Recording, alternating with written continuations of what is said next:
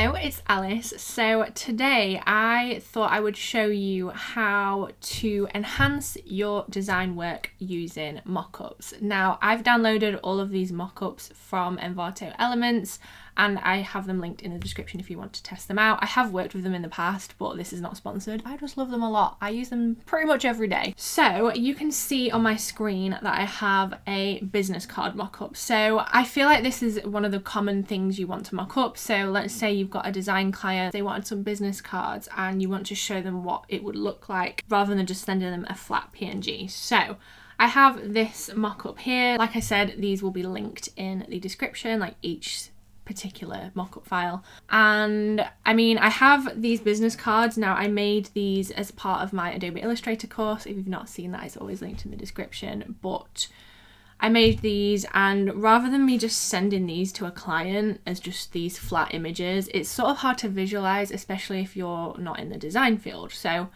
it's nice to present them. So what we're going to do is use this mock-up here and present the business cards. Now, there's thousands of different versions and ways you can mock up a business card. On Envato there's loads. This is just the one I found. So generally in the layers panel on the right, or wherever your layers panel is, if you can't see that, just go up to window at the top of your computer and find the layers. So in here you can see we've got some folders. Most of the time they're usually like really well listed out.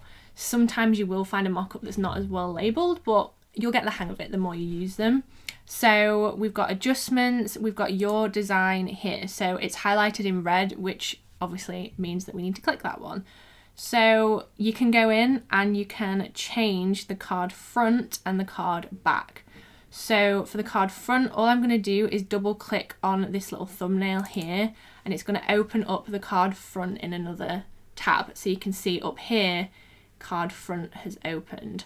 So all I need to do is open up my file. I'm going to go into the front option and I'm going to drag that over. And at the minute it is a weird size. It's not actually fitting the bounds of this business card.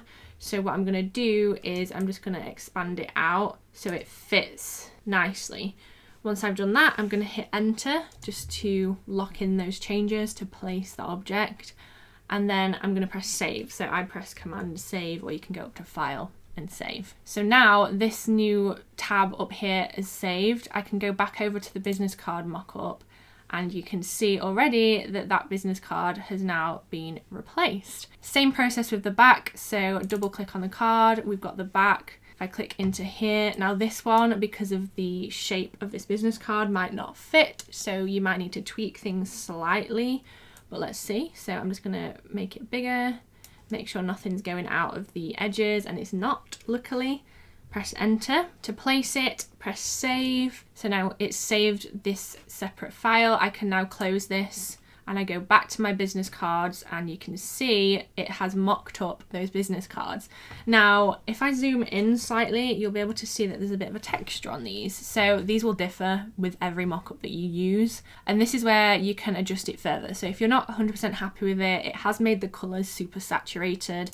If you want to tweak things, that's what these different options are for. If you are a beginner, I don't recommend playing around with these too much because it can be hard to get back to it. But I mean, you can always just delete it and start again, you know? If you are enjoying this video, don't forget to click the subscribe button and join my little creative family. So in adjustments, we'll have different things. So we've got texture, the light, you can toggle that on and off. So zoom back out again so you can see. So you can see how they've added different effects onto it to change how the image looks. So if you want to change any of these, you just click on them, change the saturation.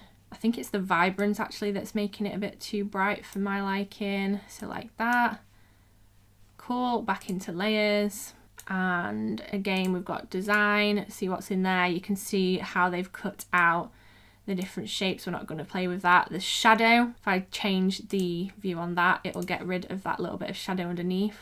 Just little small elements like that make it look really realistic. We've got the shadow of the cards themselves.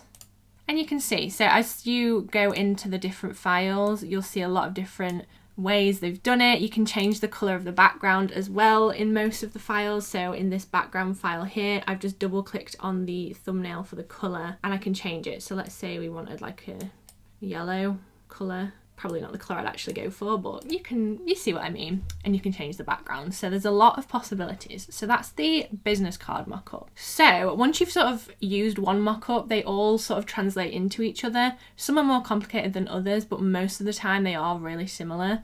So for the flyers, same sort of process. So we've got some different files on the right hand side, different layers should I say, and it says put your design here and put your design here. It's really well labelled, and then also is the background, so it's kind of encouraging you to click on these things that have got colours on them. So again, double click the thing. I'm going to go into my file, drag it over and just resize it to fit. Now luckily that's exactly the right size. Press enter to lock those changes and then press save, and I can now close that smart object that we opened. And you can see it's changed that flyer. Now for design 2, you can either upload a different version of the flyer, maybe you upload the reverse of the flyer, but for now I'm just going to upload the same one. So double click again, drag in the file that you want, press enter, press save, close that smart object, and then it's added the flyer. Again, there's a background option, so if I open this you can see the different colour options. So if I double click on the swatch, go in here, you can change the colour of the background to whatever you want. So I mean, I'd probably keep it on like a grey sort of white shade anyway. And then if you do want to further tweak it, you can of course go in here again and toggle them on and off, and you can sort of see the effects these different things have had and how the creator has made them. So that is Flyer. I'm telling you, it's a lot more simple once you start trying and practicing it. Then we have a logo mock-up. So I've actually done a few different mock-ups like this. So I design logos a lot. For example, I did this van mock-up when I did my Adobe Illustrator course. I thought it was quite a fun way to visualize how a logo could work on vehicles. You can also do shop front mock-ups. So we have this one, and I adapted the logo, put it in this shop front and made it really visual so a client can actually see for themselves what it would look like. So you can kind of get the idea. So this is just again another Envato one, and it's labelled very efficiently. We've got logo here, effects and background. So let's double click on the logo, and I'm going to drag in the Happy Home logo. Now this one is a mirrored effect sort of logo mock-up. So you just want your logo to be like one solid block colour. There is logo mock-ups that will utilise the colours that you've used, maybe for like a letterhead or a compliment slip, something like that. So let's press save. We can close that, and then straight away, there she is. We've got the logo. So imagine being in like a posh office. This is behind the reception desk. This is how the logo would look like that. And like I said, there's loads more. I'll leave a few of my favourite mock-up files from Envato in the description alongside the ones I'm actually showing you. But you can see down here how they've done it. So the logo is there, the reflection. So if I turn that off, you can see a reflection that appears on this, which is a really cool effect. Lighting, and obviously the background, which is this like textured, it almost looks like leather. So that is the logo one. We're speeding through these. So next up we have a enamel pin. Now this isn't the exact mock-up I used for my enamel pin. I made that a couple of years ago, so I can't find it, but I'm going to show you like the basic way of doing it. So we've got edit content, lighting, card 2, 1 and background. So first up we're going to edit the pin themselves. So this is the first pin here.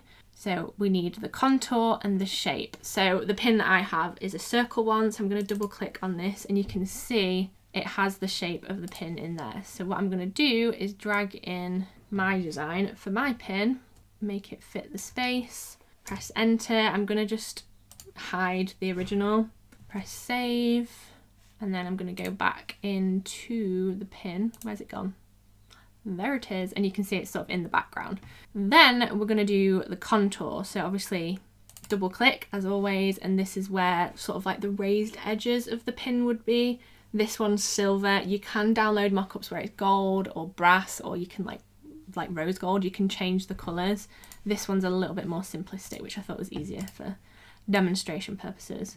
So import my contour. Just going to make it bigger. Now this one will probably need some aligning because they are two different files that need to perfectly be aligned on top of each other. So what I'm going to do is I'm going to save them, but I'm not deleting or crossing off this thing, so I can always go back to it. So let's have a look. I mean, that's kind of lined up right. Let me just zoom in. You see here it's a little bit off, but you can kind of see the effect that it's created. So a little bit of time and some tweaking and you could properly line those up. And also what I loved about this is that you can demonstrate it on like a display card. So like my actual pins. In fact, let me show you. It's kind of hard for me to describe. So my actual pins, this is the process I went through when I designed these. So you can see if it focuses, this is what my pin looks like on a card. And I mocked this up, so mine is a gold metal. It's got different colours in the design itself, and then the card has a little slot for them, and on the back it has some design info. So I mocked this all up using a template on my computer, meaning that when it arrived at my house it wasn't a complete shock. I knew what it was going to look like. So let's go to the card. So we want to change card 1. I'm just going to ignore this one on the right for now because we're not going to do 2. And this is where the card is. So again, I made up a card template in Adobe Illustrator, saved it, and we're going to drag it over here into Photoshop. So this is that card I've just shown you. Let's make it fit. Press enter to save it. I'm going to cross it off. I trust it. And there we have the card. So this is where, again, you tweak things. So we can see that my pin is very, very big in comparison to the like display card. So you'd change it. So you'd go back into your shape. You can make it a little bit smaller. If I was being really precise, I'd actually read those pixel heights. So you see as I'm dragging, the width and the height number is changing. That'd be the way of me like fully making sure it lines up, but just for the sake of demonstration, we're not going to do that. Then let's go back into the mock-up and you can see it's made it a bit smaller. Tweak it a little bit more. I'm going to nudge it down slightly. Press save and it's placed it in the middle. And then obviously we need to change this contour. So let's go into that. Let's guesstimate what size it was and nudge it down a little bit. Press save. And you can see it's actually almost there. I guessed that one very well. Let's just nudge it down a touch more. And obviously I'm not closing these menus, so I can go straight back and sort of see how it looks. Nudge it back up a touch. And I mean, it's almost there. You can see the vibes, and that pretty much looks like this one. Maybe a touch bigger, but you see what I mean? Like if I'd not got the physical version of this and I wanted to show a client or show myself how it's gonna look, that's how you do it. And there's actually, I had a really fun mock-up for a pin that was a denim jacket, and you could get the mock-up actually look as if it was pinned on a jacket, which was quite fun. I'll see if I can find that and I will insert that on screen for you so you can see what I mean. Alright, and then the last one I'm going to show you for today is a sticker. So stickers are super popular. I love making stickers. I'm actually hopefully going to be creating more on my little shop soon. Keep an eye out for that on my Soul and Fire shop. It's always linked in the description. And this one is actually the simplest of them all. You can get different angles of stickers. Like I said, thousands to choose from, but this simply has 3 different options. It says label, logo, and background. The label is this. So we don't actually want that, so we can say goodbye to that. And the background is obviously the wood effect, and the logo is here. So all they've done is basically add some effects onto that itself. They've not overcomplicated it. We love to see it. So all you need to do, double click, open that file, drag in your logo like so, resize it to whatever size you want. And I'm going to delete the layer underneath so it's not in the way. And you can see it's a PNG, so it's got a clear background. We're going to press save, and then if we go back, it's created a sticker. And just with that simple effect, it's got a bit of blur on the edges, it's got a drop shadow on it. If I turn off the effects, you can see that it just looks a bit flat. It looks like it's just been like plopped on top of the wood. Whereas with these effects, someone else has done the hard work for you. As I was talking then, I realised my camera had stopped recording. It's a good job the microphone was. But yes, that is it for how to use mock-ups to enhance your work. Let me know if you'd like a part 2 of this video. Maybe I could sort of explore more complicated mock-ups, maybe some vans, shop fronts, anything like that, packaging, water bottles. There's literally endless opportunities to play around with mock-ups, so I'd love to do that for you if you'd like to see it. Thank you very much for watching this video. If you aren't already subscribed, please do press that subscribe button, and I'll see you next time for another video. Bye!